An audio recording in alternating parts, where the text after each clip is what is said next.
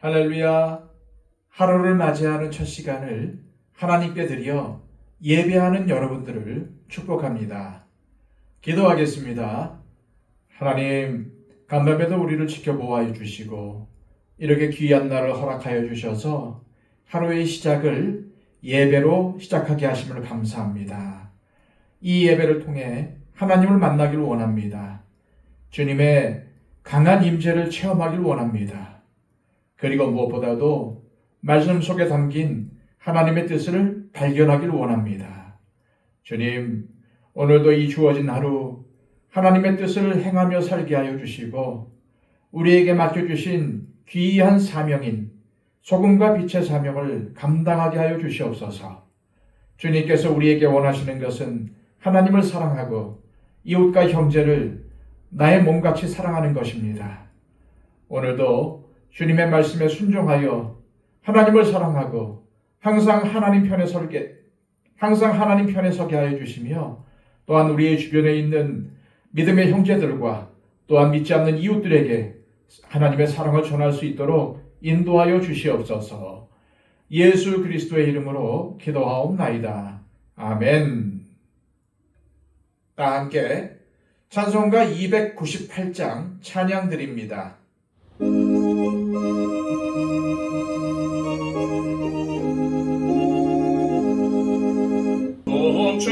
통치하신 구세주를 내가 찬송하리라. 내게 자유 주시려고 주가 고난당했네. 크신 사랑 찬양하리. 나의 죄 사하려고 십자가의 죽임 당한 나의 주 찬양하리. 내가 구원받은 증거 기뻐 전파하리라.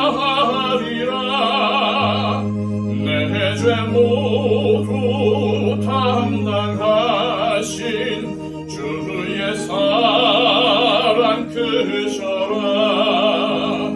크신 사랑 찬양하리. 나의 죄 사하려고 십자가의 죽임 당한 나의 주 찬양하리.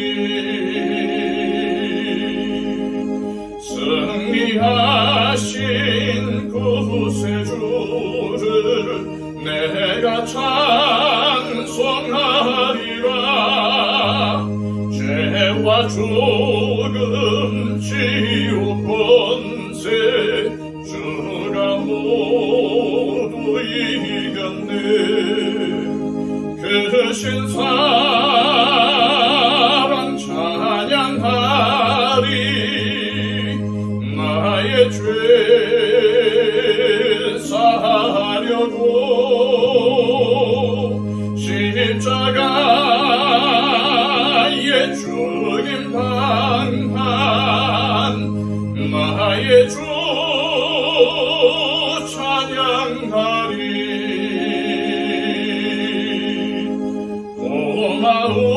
고마우신 구세주를 내가 찬송하리라.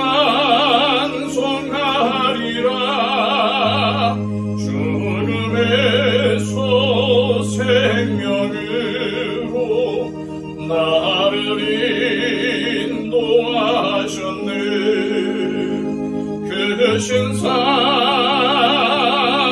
찬양하리. 나의 죄 사하려고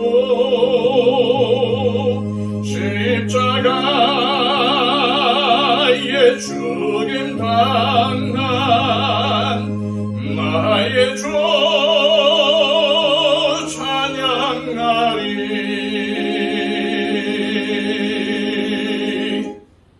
이 시간 우리에게 주시는 하나님의 복된 말씀은 신약성경 요한계시록 11장 1절에서 2절까지의 말씀입니다.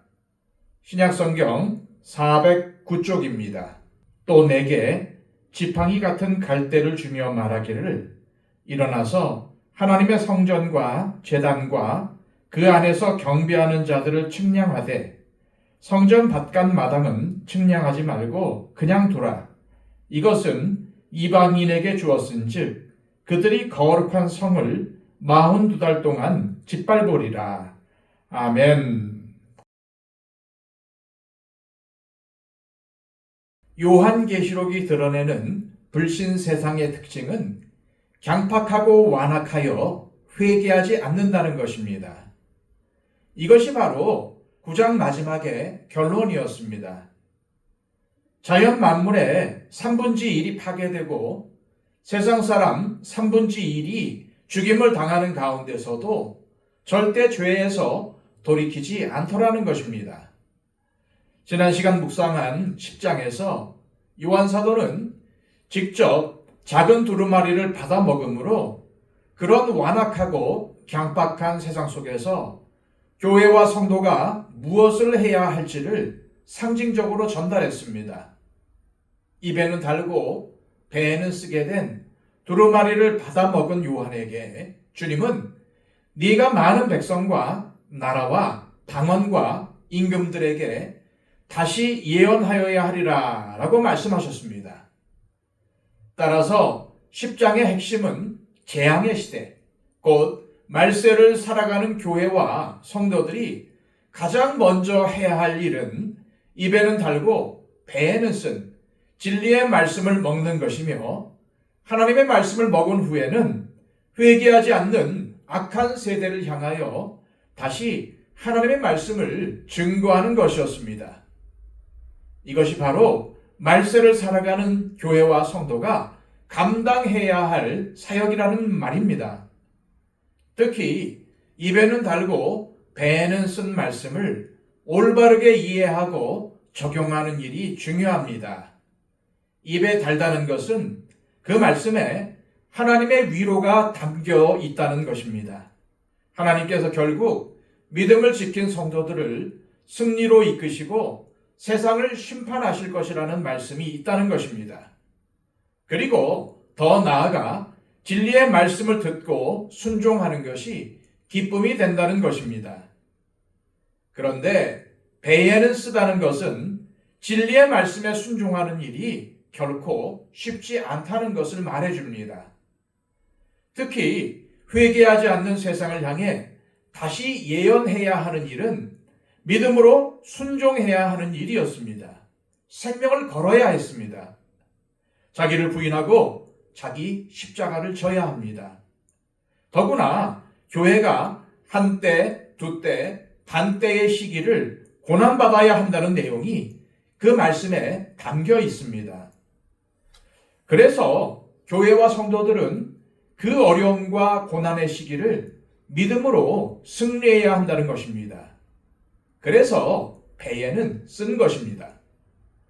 10장에선 그 일을 요한 사도가 두루마리를 먹는 상징적인 것으로 표현되었지만은 11장에서는 두 증인이라는 좀 더 구체적인 모습으로 교회와 성도가 세상 속에서 감당해야 할 사역을 말씀하고 있습니다. 10장 11절에 다시 예언하여야 하리라 라는 말씀과 11장 3절에 1260일을 예언하리라 라는 말씀은 10장과 11장이 같은 메시지를 전하고 있다는 것을 알게 해줍니다. 교회는 살인과 복술과 음행과 도둑질을 회개하지 않는 악하고 강팍한 세상에 대해 하나님의 복음을 증거해야 한다는 것이 10장과 11장의 핵심 메시지입니다. 오늘부터 묵상할 11장의 핵심은 두 증인의 사역입니다. 따라서 우리는 두 증인이 누구이며 그들의 결말이 어떻게 되는가를 주목해야 합니다. 그런데 그 두 증인에 대한 이야기를 시작하기 전에 1절과 2절은 아주 중요한 내용을 우리에게 전하고 있습니다. 또 내게 지팡이 같은 갈대를 주며 말하기를 일어나서 하나님의 성전과 제단과 그 안에서 경배하는 자들을 측량하되 성전 바깥 마당은 측량하지 말고 그냥 두라. 이것은 이방인에게 주었은즉 그들이 거룩한 성을 42달 동안 짓밟으리라. 우선 우리는 2절에 나오는 거룩한 성에 대해 주목할 필요가 있습니다. 이 거룩한 성은 요한계시록 21장에 나타나는 거룩한 성 예루살렘과 연결되어 있습니다. 21장 9절 10절입니다. 7 대접을 가지고 마지막 7 재앙을 담은 7 천사 중 하나가 나와서 내게 말하여 이르되 이리 오라. 내가 신부 곧 어린 양의 아내를 네게 보이리라 하고 성령으로 나를 데리고 크고 높은 산으로 올라가 하나님께로부터 하늘에서 내려오는 거룩한 성 예루살렘을 보이니. 여기 등장하는 거룩한 성 예루살렘은 어린 양의 신부로 영화롭게 변화되고 완전해진 교회와 성도들의 모습입니다. 그런데 11장에서 요한 사도가 보고 있는 것도 거룩한 성이라는 것입니다. 이것이 무엇을 의미하겠습니까? 이 역시도 교회, 곧 성도들을 지칭하는 것입니다. 그러나 21장의 성도들은 완성된 천국에 거하는 영원롭게 변화된 성도들이라면 11장에 측량의 대상이 되고 있는 거룩한 성으로서의 교회와 성도들은 아직 이 땅에 있는 교회와 성도들입니다. 그런데 7장에도 나와 있는 것처럼 이마에 하나님의 인 맞은 성도들은 하늘 보좌에서 하나님의 보호 아래 하나님을 찬양하고 있습니다. 따라서 이 땅의 교회, 즉 이마에 하나님의 인 맞은 하나님의 백성들은 하나님의 보호를 받게 됩니다. 그러므로 방금 읽은 1절에서 하나님의 성전과 제단과 그 안에서 경배하는 자들을 측량하라는 것은 거룩한 성, 곧 교회와 성도들을 보호하기 위해서입니다.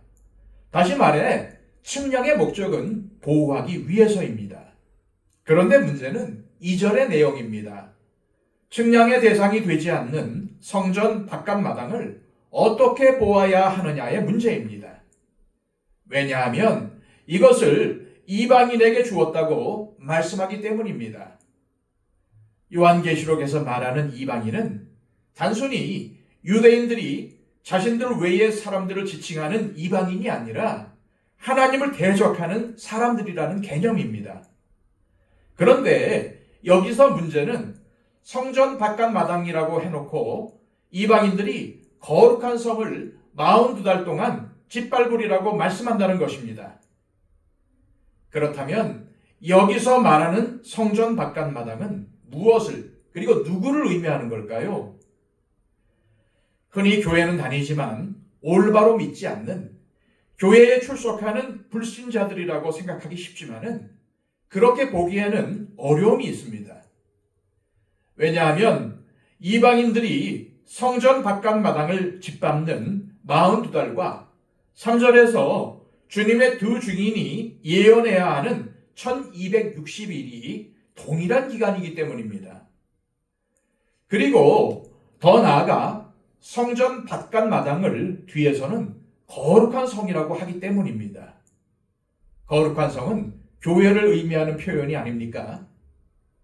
그렇다면은 1절의 측량의 대상이 되어 안전하게 보호받는 교회도 있고 또 치열하게 적 그리스도의 세력과 싸워야 하는 교회도 있다는 말이 될 것입니다. 그런데 이 둘을 종합해 보면은 교회가 적 그리스도의 세력과 치열하게 싸우는 가운데서도 하나님은 하나님의 교회를 측량하여 보호하시고 지키시겠다는 의미가 됩니다.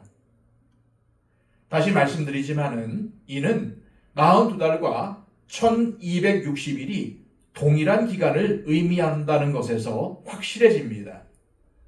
42달은 교회와 성도가 이방인으로 표현된 적그리스도의 세력들에게 박해를 당하는 기간입니다. 그리고 1260일은 두 증인이 주님께 권세를 받아 베옷을 입고 예언하는 기간입니다. 따라서 교회가 적그리스도의 세력과 영적 전쟁을 하며 박해를 당하는 기간과 입에는 달지만 배에는 쓴 말씀을 먹고 그 말씀을 전하며 예언하는 기간은 같은 기간이라는 말입니다. 그렇다면은 1절과 2절의 내용 역시도 말세의 시대에 하나님께서 교회를 보호하시기도 하고 박해 가운데 두시기도 하신다는 의미로 보아야 할 것입니다. 오늘 말씀을 정리합니다. 회개하지 않는 강팍하고 완악한 세상을 향한 교회의 사역은 말씀을 먹고 그것을 다시 예언하는 일이었습니다. 그 기간은 42달 혹은 1260일입니다. 하지만 그 기간 동안에 하나님의 교회는 박해 또한 감당해야 합니다. 그러나 하나님은 교회와 성도들을 측량하여 지키시고 증인의 사역을 감당하는 교회와 성도들에게 권세를 주신다는 사실을 믿으시길 바랍니다. 이 시간 기도하실 때 하나님 아버지, 말세라는 시간 동안 교회와 성도인 우리 그리스도인들이 감당해야 할 사역인 불신 세상에 하나님을 드러내며 구원과 심판을 증거하는 사역을 최선을 다해 감당하게 하옵소서. 이런 결단의 기도를 드리시기를 바랍니다. 111 기도를 통해서 우리의 기도가 필요한 우리 주변의 많은 분들을 위해 중보해 주시기를 바랍니다. 기도하겠습니다.